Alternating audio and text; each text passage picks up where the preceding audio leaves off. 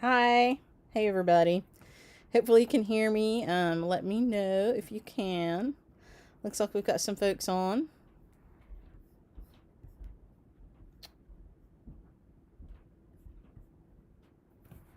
Oh, from Maine. Yuck. I'm sorry about the cold. It's a beautiful place, though. You make up for it when it's not freezing cold. Hey, Lilina.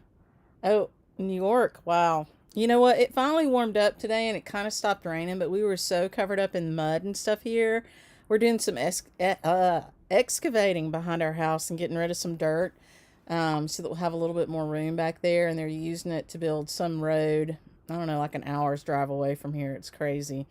Um, but it was so muddy that the dump trucks and stuff and the excavators couldn't really move. So they hauled in a bunch more rock this morning, um, to put on the road back there. It's crazy.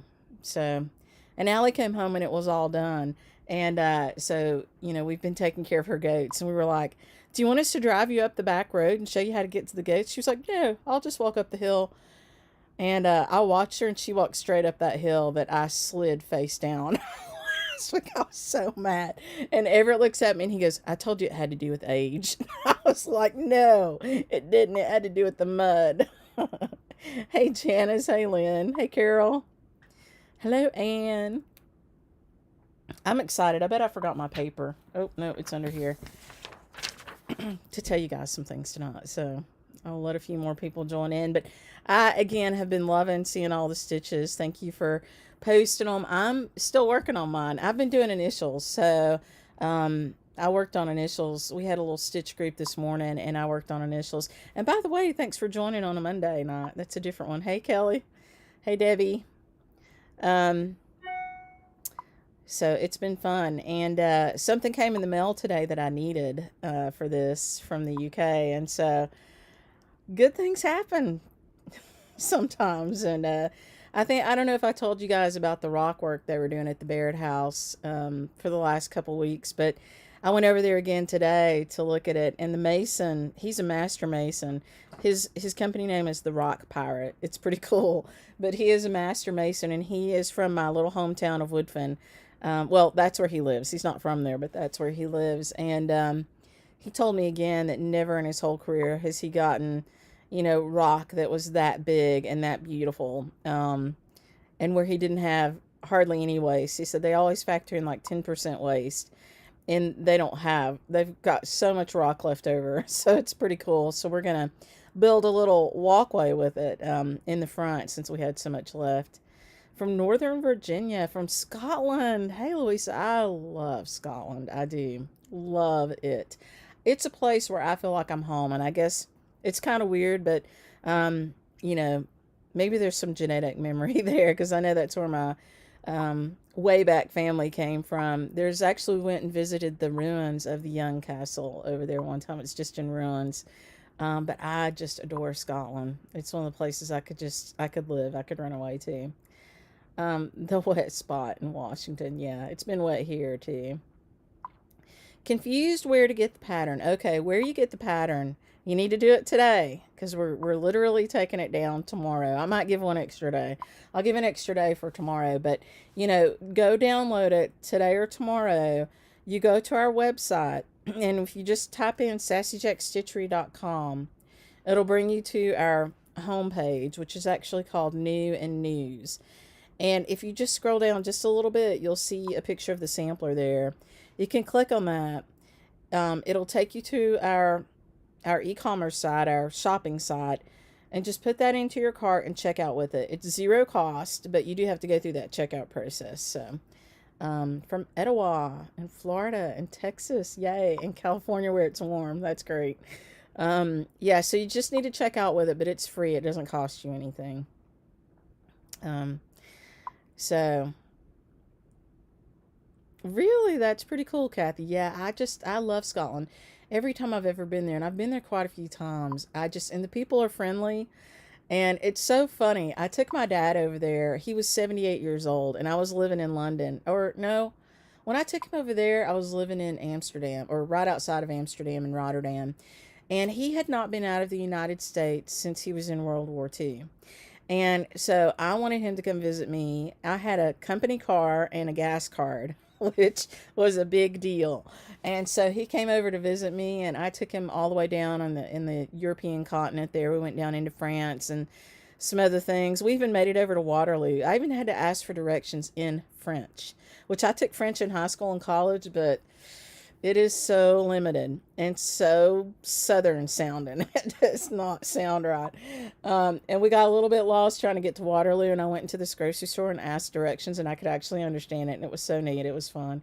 Um, but I took him up into Scotland. He wanted to see St. Andrews, and so we took a ferry over, and we got to Edinburgh, and we were staying at a B&B, and I was used to listening to accents because I had been my old job was as a I'm an accountant. I was a controller, but I was always an international controller, and so I had people all over the world. Literally, we had people in Ireland and Scotland and India, and the only accent I ever had a lot of trouble with was an island called Mauritius, which their accent sounded more like a cross between French and Hindi. And I would have to ask them to repeat things sometimes, but generally I didn't have to ask for people to repeat things.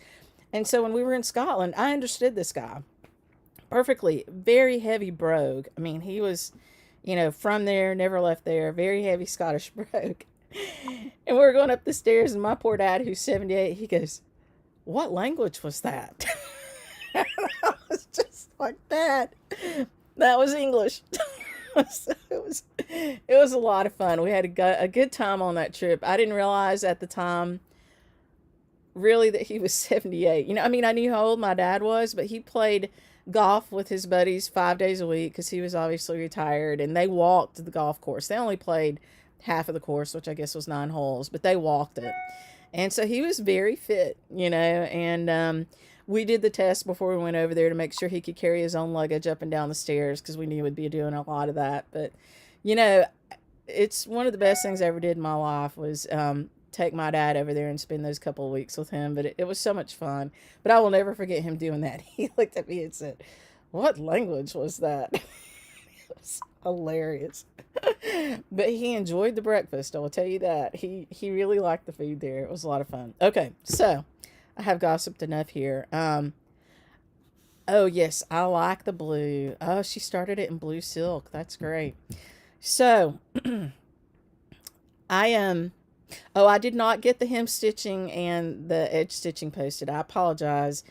It got a little crazy here over the weekend. We ended up having to work a little bit at the Baird house and under our in our basement, which is not unusual. The basement is a dirt basement, and it was dry when we bought the house, but the neighbor next door, when they developed the property over there right next to us, they built right up to the property line, and I mean literally up to the property line, and they put a little putt-putt course, a little golf course, and so they made it very flat, and then they just dropped it off. And so it drops off into the side of our house, and now we have a wet basement.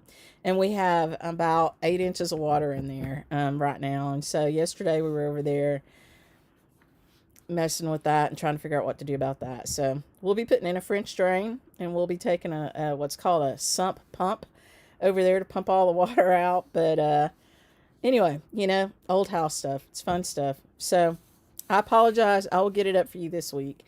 But you can also, if you're ready to do edge stitching, you can watch anybody's video out there. There's some good ones. There's lots of different kind of hem stitches. But you can also look at nun stitch and four-sided stitch, which is pretty cool. But I will do the videos and get them up for you this week. So, looks like we've got lots of good people here. Well, I just need to show it to you, I guess. So, I'll see if I can get it all in the picture. It is a Bristol, as you can see. It's a big Bristol. And it's Alice Ellen Usher. And so this is kind of what we've been working up to. Everything that you stitched on Red February or will stitch or are stitching came from this sampler except for the squirrel. So we designed our own little squirrel, obviously, to put at the top. But all of your other bands and your alphabets and your numbers all came directly from this sampler. We pulled it out of our charting.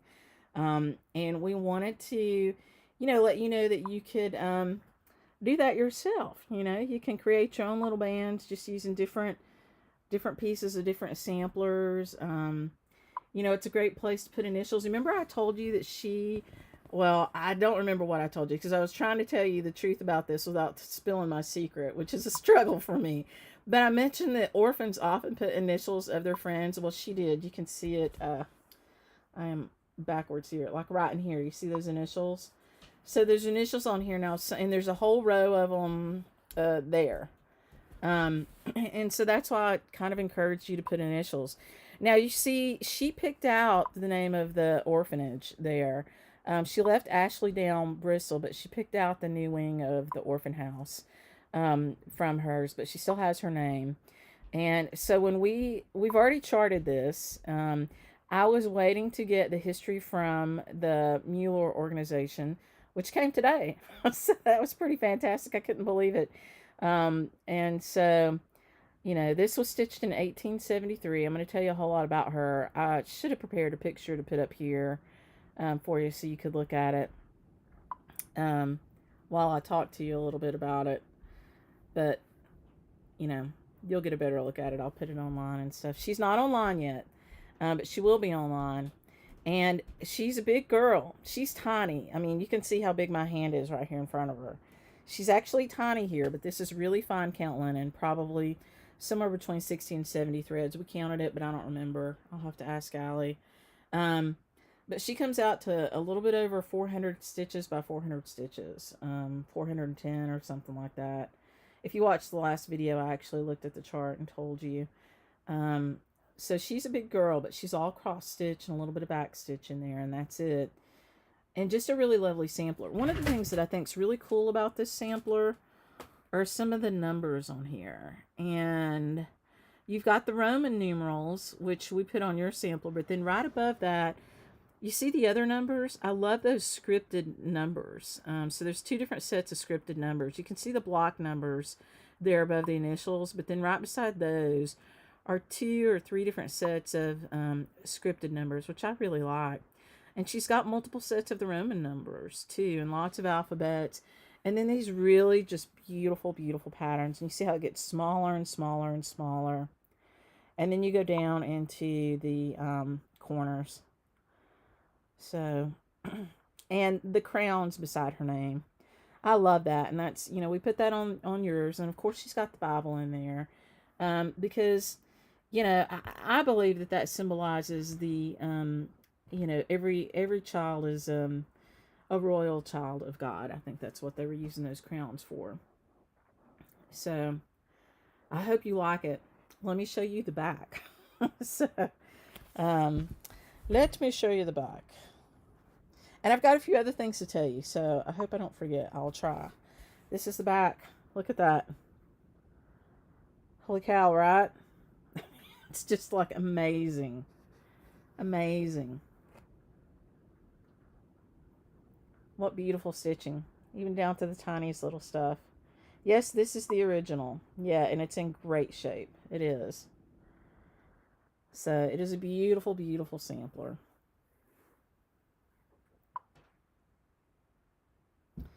Yeah. Fabulous. Okay, so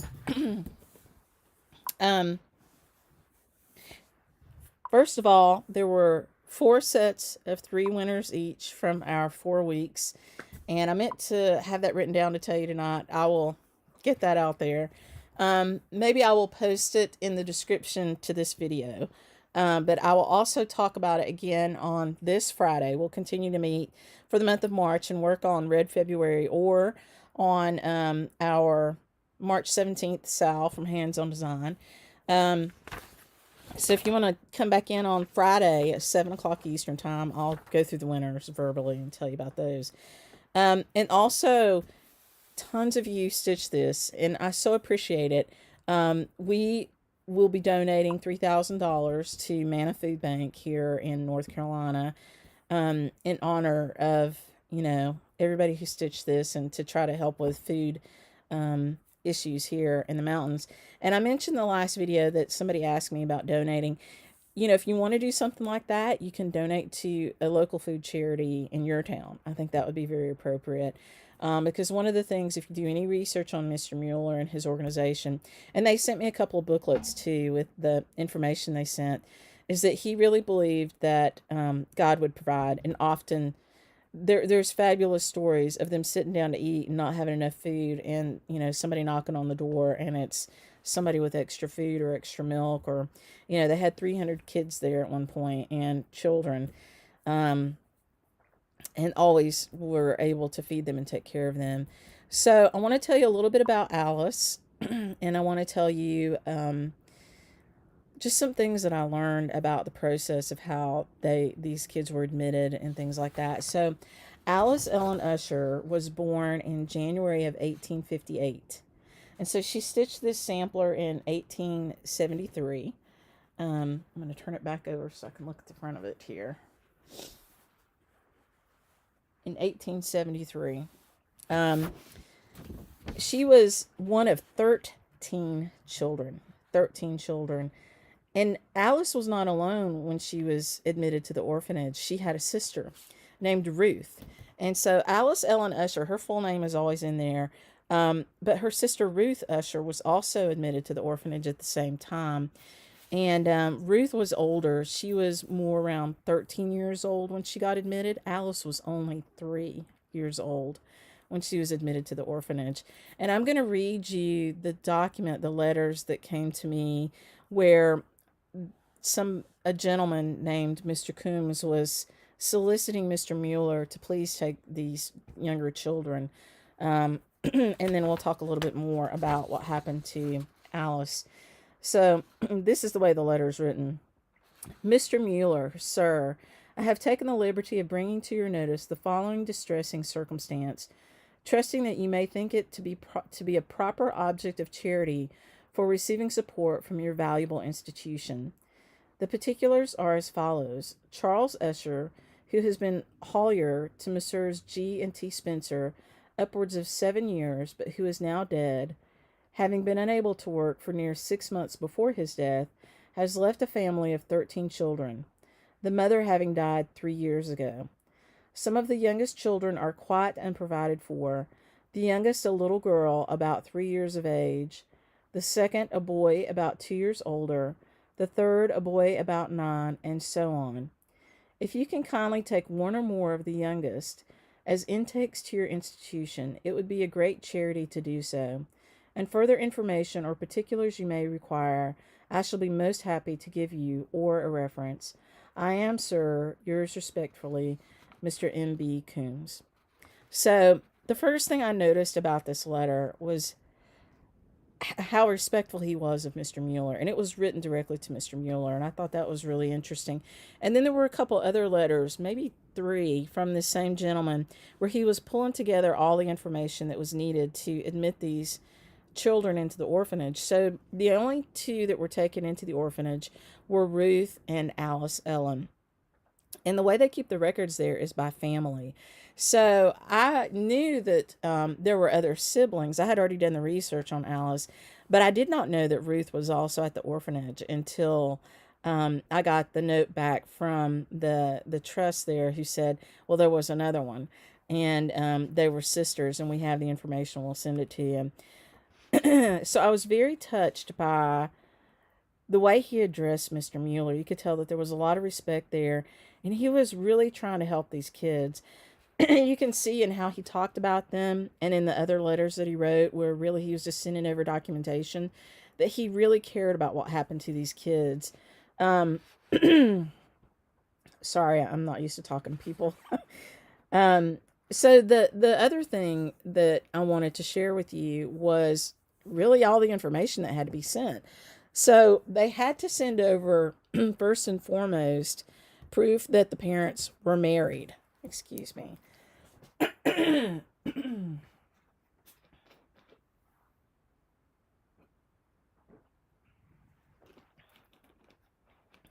Because at that point in time, Mr. Mueller did not take children from unwed mothers, basically.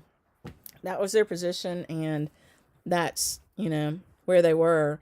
And the fact that they took children at all was amazing, because they really, there's also in the literature they sent me, there's a note about their perspective on help. And they did not have like a committee of directors or a big group of people or a list of sponsors or anything like that. This was just Mr. Mueller and his wife trying to take care of these kids. And so it was really amazing that they stepped up and they did this. And Mr. Mueller has an interesting history too himself. So they had to prove that the children came from a marriage, and the wedding certificate is available in the documents for this family. They also had to show the birth certificates of both children to show that they were, born when the couple was married. And so we have the birth certificate of both Alice Ellen and Ruth. And there was a document from the people who gave up the children, which were the two older sisters, two of the older sisters. And one of the sisters I actually found out was deaf, the oldest one. And that was interesting to me. And I think she was one of the caregivers for these kids. They had to list the assets of the household, and there was next to nothing. This was not a wealthy family. This was a poor family. So it was the mother who had already died, and then the father who worked as a haulier, which I think may just mean, I didn't research that yet, but may just mean that he was a delivery person or something. I'll have to look that up. But, a blue-collar employee, what we would think of as today. And then he was sick for 6 months, and so he kept some bees, is what they said on that listing of house assets. And then they also described very common chairs and tables, 3 very common beds and bed linens, and one watch that had been passed down, and that the father, Charles Usher, really wanted to go to the youngest son, whose name I believe was Silas. And the 2 older sisters had been taking care of all the younger children that hadn't left home yet. Based on what I could find, they got married when Charlotte was only 16 years old. And then, she died when she was 46. Charlotte, the mother, was 46 years old when she died, having had 13 children. And she died of what's called typhus. And I tried to research that. It comes out, it could mean a few things, but it's most likely, it was also called consumption in a lot of places, most likely tuberculosis. And the father, Charles, died at 53 years old, just a few years later, of lung disease and exhaustion. That's what it listed on his death certificate. So it's kind of a sad story, but it was interesting to me that he did not remarry in those 3 years, and that he really did his best to take care of these kids, because at that point in time, I think a lot of men remarried a younger woman to have somebody to take care of their children, because it was not uncommon for a woman to die in childbirth or something like that. So back to how they got into the orphanage, they had to give an accounting of what the assets of the household were. They also, whoever surrendered them, and then people who actually were responsible. So it was her brothers, maybe Mr. Coombs even. I'll have to go back and look. But 2 of her brothers had to sign that if for any reason either child was dismissed from the orphanage for any reason, that they would accept them back. And that also had to be signed. And so we have that document where they signed that. We have the admittance documents that shows Alice Ellen being admitted into the infant department because she was so young. We know that they stayed there, and they each left, Alice and Ruth, and they went into service. So Alice went as a housemaid, and Ruth also went as a house servant at different times. So I assume that Ruth stitched a sampler too. We'll have to be on the lookout for it. Who knows if it's out there, or I don't know, Alice lived to be 80 years old. And at one point I found a place where it looked like she was married, but then her name never changed, and she always was shown alone. So I'm not sure. I'm going to have to poke at that a little bit more to see. But she did die alone at 80 years old. She was in kind of like a boarding house, and she left her estate to a man that was called a commercial traveler. And I did research that, and basically that kind of meant like a traveling salesman. And I researched him, and it looked like he owned some properties. And he was much younger, so they weren't related or in a relationship or anything. I think he owned probably this boarding house that she was living in her old age, and she left her estate to him to pay off probably her debts for living there. Kind of like a reverse mortgage now. So there are children from the larger family, and at first it looked like there were children for Alice, but I'm not sure that they are. I think they belong to her brother, because I went back and looked, and there are kids that are named Alice, and there are kids that are named Ruth, and it looks to me like they belong to her brother. So I've got a little more work to do, and I was kind of waiting for this information to come from the trust to see if that helped me any.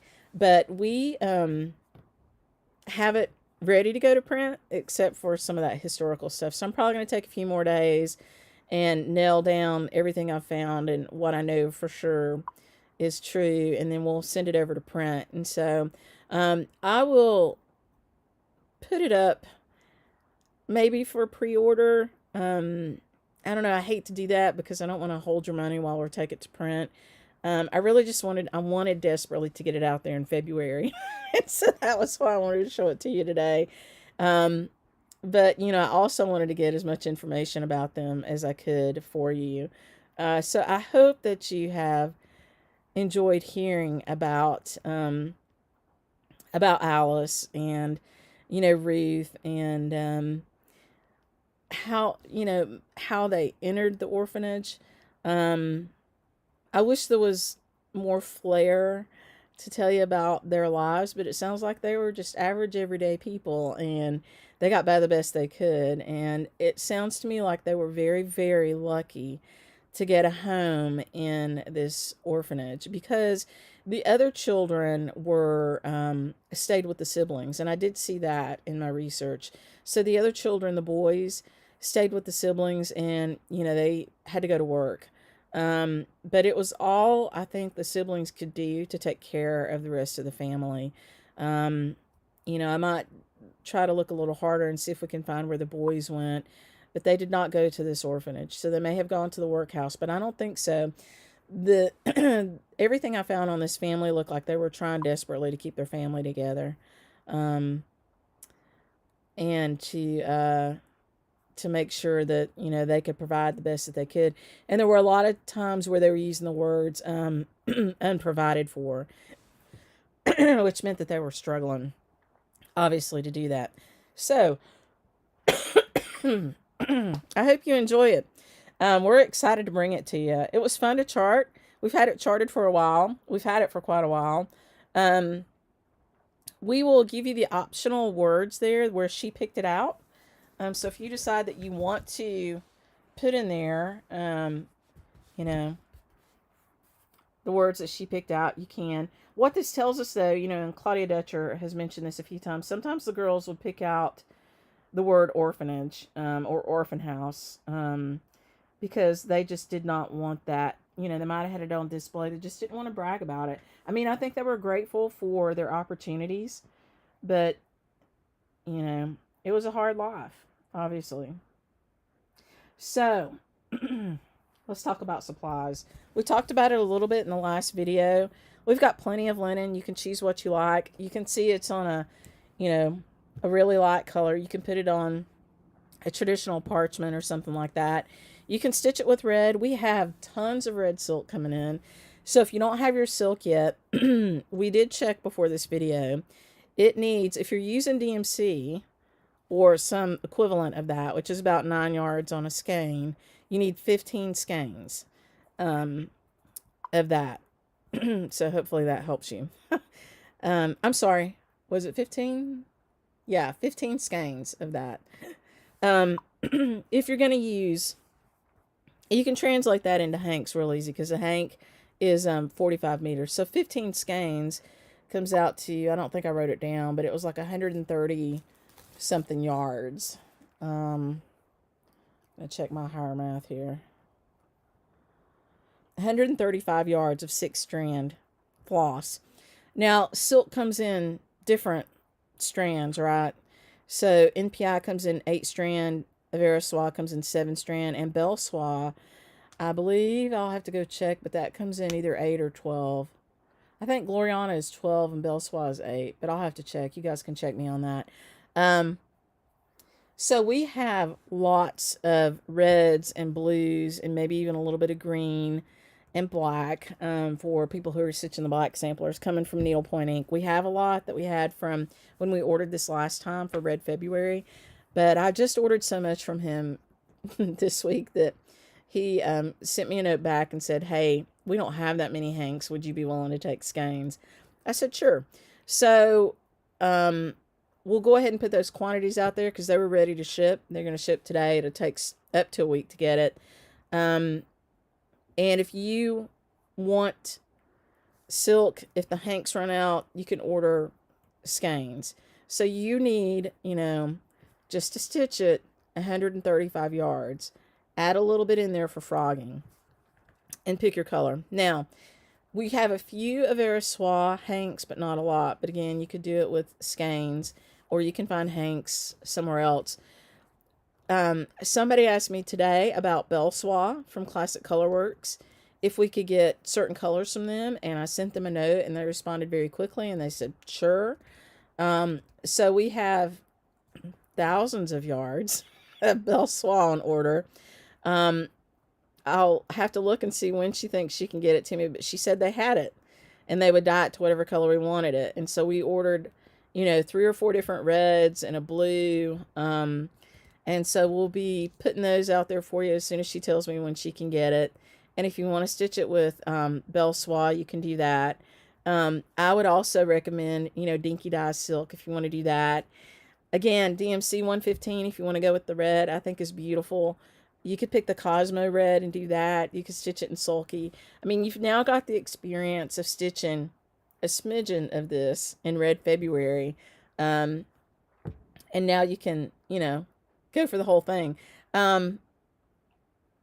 You might also want to think on stitching it on a non-traditional color of linen. So maybe you want to go to a little bit different color linen, and have that red really pop out on something different and pretty. So will you offer it in PDF? Yes, we will offer it in PDF. We will. Now, I have not gone through that process. I don't use one of those tablet stitching things. Goodreader, whatever they are. So I've not gone through the process of making sure that these look okay on that. So I can't promise you that it's going to show up on your tablet okay. But we will offer it in PDF, and mainly we want to do that for our non-US customers. We have a lot of trouble right now getting stuff shipped across the seas, and I really am very committed to my international customers, but it's challenging. And so we've tried to work on our system and get our products set up to where the PDFs will download. I've got a little bit more work to do on some of those, so that even if we can't ship to you, you can download the PDFs. So I do have that in mind, and it's not because I don't want you to stitch our samplers, because I do. I would love for you to do it, no matter where you are in the world.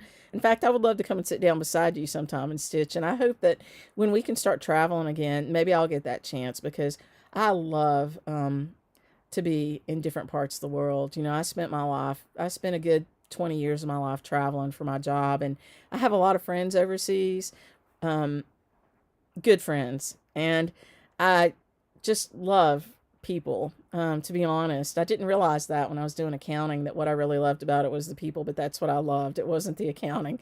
And I had a really unusual position because I did work with people so much. It wasn't just the numbers. So I really look forward to a chance to come to where some of you are and sit and stitch. So I'm excited about that too. It might be another while, but eventually. So yes, so they will be available in PDF. Yes, we still have some banding and stuff to send out, so I will send the booklet to Scotland, Louise. I will. If I can get it to, if I'm not prohibited from shipping, I'm happy to ship because the booklets are beautiful. If you guys have had any of our booklets, you know, I think they're great quality. I won't say that they are always perfect because I have, I don't know that I've ever stitched a large pattern that of anybody's that didn't have some kind of little snafu in it. But I hope this one is really good because it's just cross stitch, so it shouldn't be any issues with numbers or arrows or anything like that. So we, you know, hope you love it. We've already got the cover made, and I just need to put my text in there. But I'm really a quick writer. Any other questions or anything like that? Somebody gave us a thumbs down. That's funny. You have to wonder why they took the time to watch.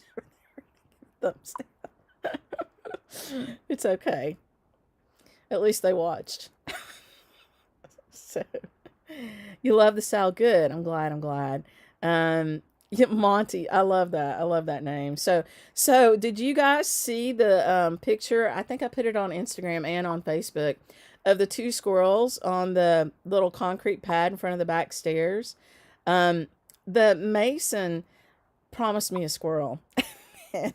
and I didn't realize I said it this way. My husband kind of laughed at me, but I was talking to him about it, and I said, "Hey, this is before he started working on it."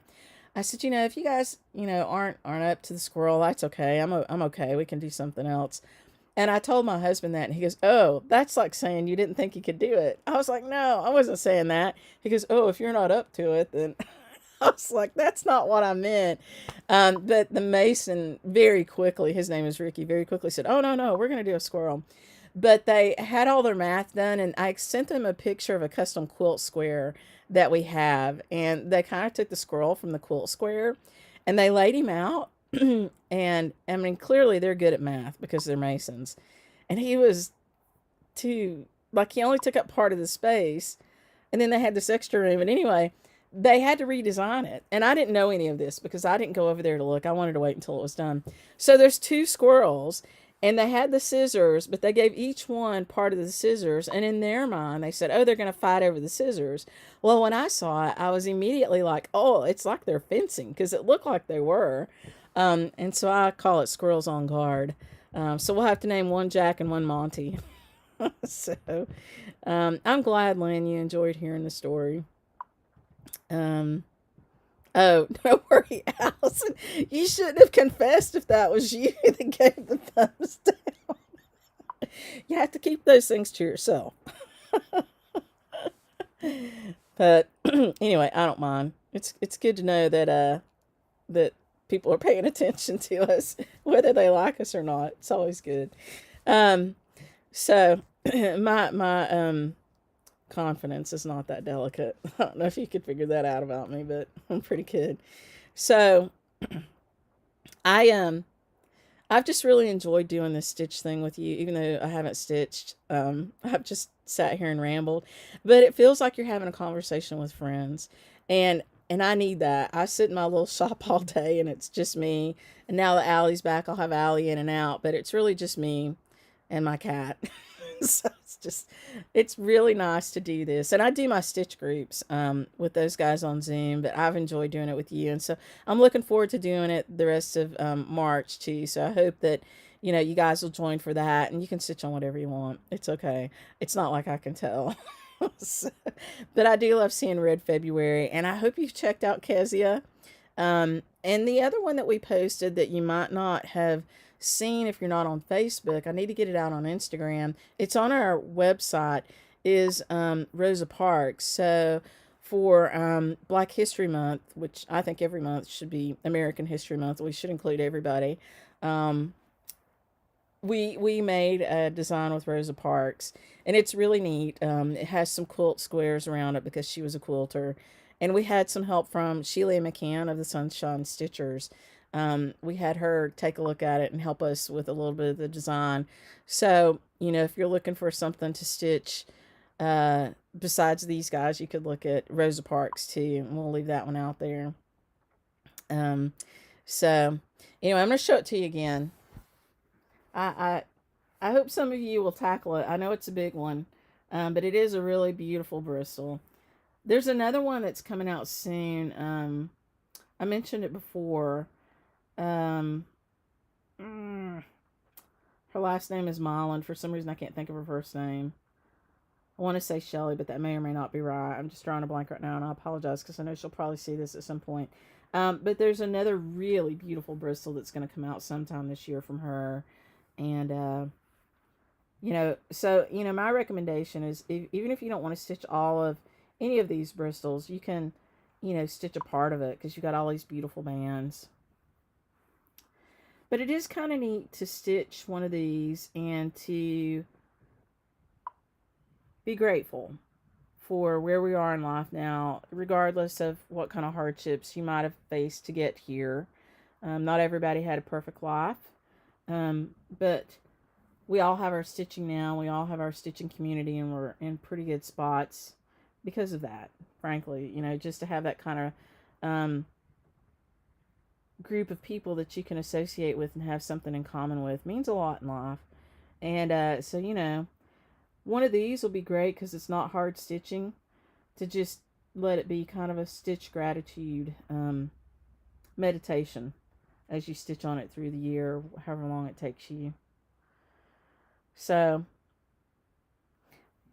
that's Alice Ellen. So we'll get her out there for you to order soon. I don't know if I'll put her out tonight, but it's not like we're going to run out of it because it's ours. You won't be able to get it anywhere else because I don't wholesale. I just don't want to do that. It's just more work for me. I'd rather spend that time getting other stuff done and out for you. But we do have lots of fun silk coming. We've got lots of DMC in that 115. And again, I told you a good way to get that. If you can't get it from your local needlework shop or from us, you can order it from DMC. And it came real quick.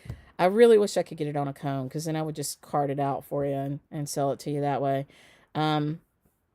But, in fabric, linen, think about what you want to do for linen, and just have a good time. And thank you so much again for Stitching Red February and for helping me get excited about this, because this was kind of all leading up to that, and I wanted you to have a chance to stitch something kind of small.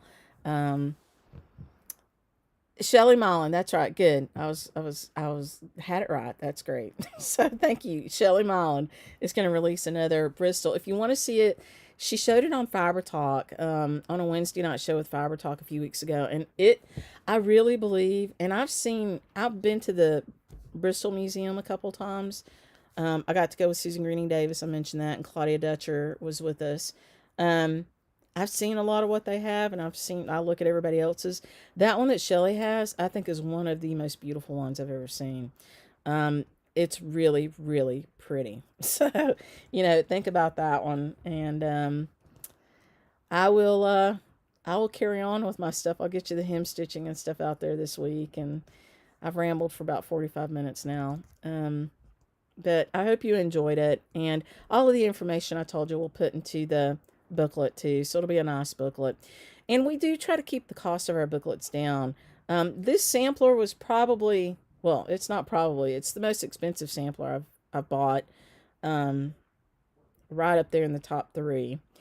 And I did not mind doing it because I wanted to be able to share it with you. Probably I will donate it back to the museum in the trust when it's time. I like for things to go back home. So this one will probably get to go back over there at some point in time, and I'm happy for that to happen.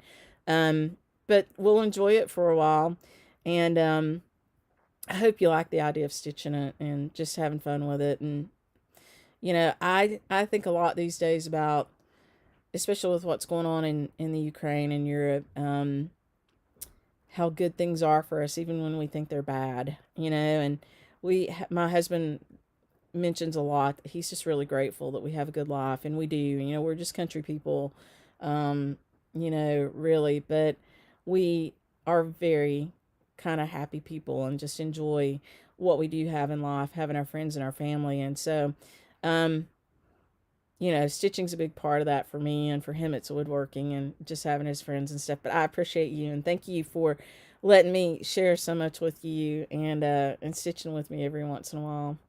So I should stop rambling. I should write a script and read it. I've never done that for anything except one time I did for a friend. I had to do it. But um all right, guys. Thank you so much. I will see you on Friday at 7 o'clock Eastern time. And I hope you have a really good week. And if you're looking for supplies for us for the next stitch along, the 17th, or even stuff from this, we are working pretty hard. So we're trying to get it out to you. It's not for lack of effort. We're working. And now that Allie's back, hopefully we'll get caught up. So I hope you guys have a very good week. Thank you for listening. Bye.